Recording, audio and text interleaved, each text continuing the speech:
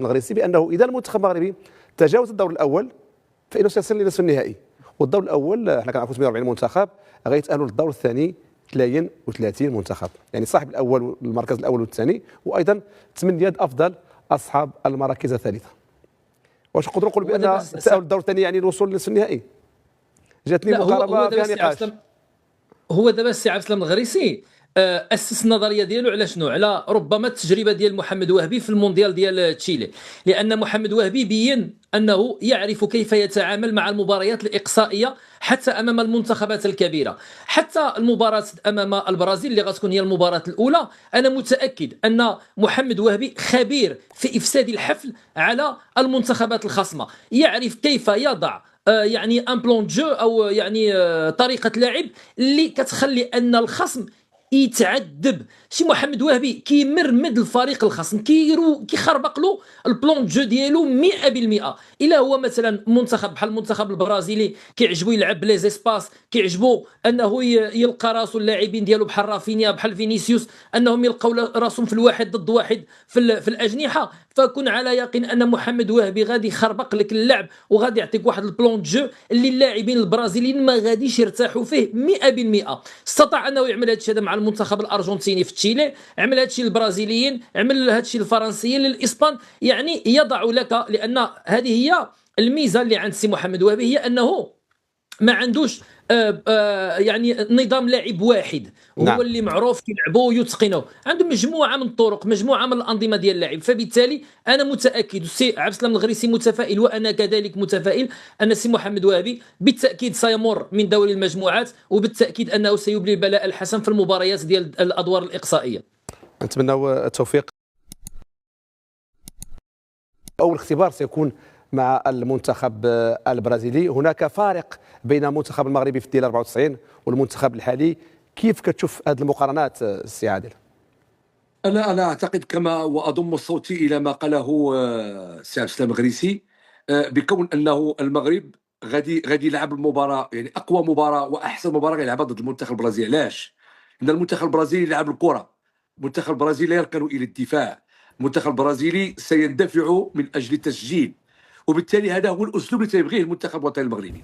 لان كما قال السي عبد السلام الغريسي ان المنتخب الوطني المغربي عنده كل شيء الان، عنده كل المقومات ديال المنتخب قوي على اساس ان يعني ينافس مع المنتخبات الكبرى بالشكل الذي نافس مع المنتخبات الكبرى في مونديال قطر 2022. صحيح انه ماشي نفس الجيل، ماشي نفس الاحداث، ماشي نفس يعني الاجواء، ولكن اعتقد على ان المنتخب الوطني المغربي اذا احسن استثمار مؤهلاته الفرديه الجماعيه وايضا تاريخه والحموله ديالو، تعتقد على انه بامكانه على انه يعني يمشي بعيد ويتجاوز المنتخب الدور الاول. واذا تجاوز الدور الاول كما قال السي عبد السلام الغريسي، اعتقد ان يعني انا في رايي الشخصي انه بامكان على انه يذهب ابعد مدى على مستوى هذا المونديال. وان كان انا قلت انه الظروف، الاحوال ديال الطقس، احوال ايضا المباريات، كل هذه الاشياء تختلف على ما كان عليه الامر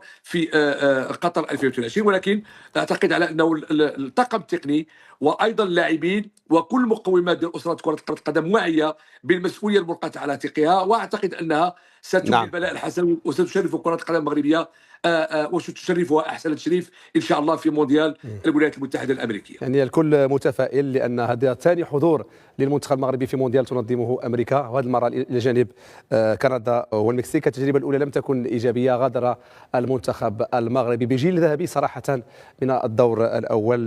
كانت مجموعه تضم بلجيكا، هولندا، وايضا المنتخب السعودي. جيل يعني كان متميز فيه لاعبين متميزين، الحداوي، الحضريوي، حبابي، ولاعبين اخرين، حسن ناظر، ايضا البهجه، عدد كبير من النجوم الذين تالقوا مع المنتخب المغربي لكنهم لم يوفقوا في العبور لثاني الادوار على الاقل. السي عثمان الذهبي، يعني تكلم السي عبد السلام الغريسي يعني الدوري المغربي السابق حول حظوظ المنتخب المغربي، وقال بان اي مدرب يتسلم دفة المنتخب المغربي عليه ان يتالق لانه يملك كل اسباب النجاح.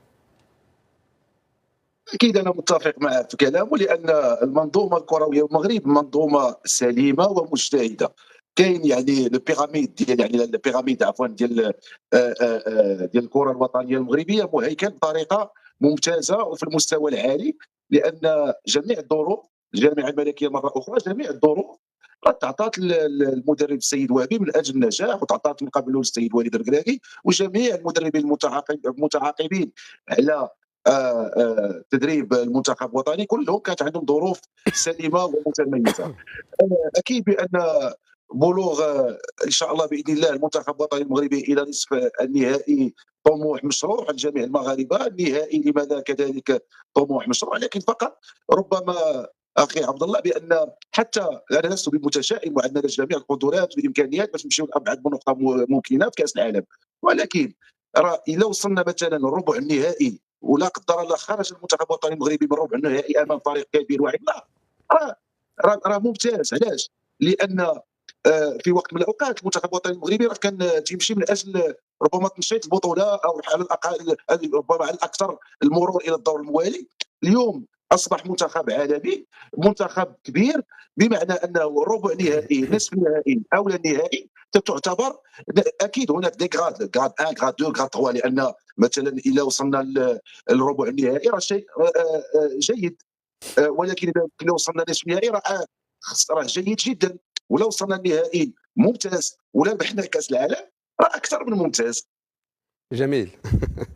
دابا انت واش متشائم ولا متفائل السي عثمان الذهبي؟ لا متفائل، ولكن حتى الربع راه نتيجه يعني حسنه بالنسبه للمكانه اللي لها الكره الوطنيه المغربيه، لان لا قدر الله سي عثمان دابا حنا باقي لنا شهر وباقي لنا تقريبا 40 يوم على انطلاق المونديال، المغاربه كاملين باغيين يمشيو ابعد نقطه، الربع ماشي هو ابعد نقطه، نتمناو نمشيو للنصف النهائي، ولما لا النهائي، هذا هو الحلم ديالنا. نتمنوا التوفيق، لان في كره القدم هناك ما يسمى بالتفاصيل الصغيره اللي فيها شويه ديال الحظ، شويه اللاعبين ما يتصابوش، وبزاف الامور اخرى، الدعم الجماهيري.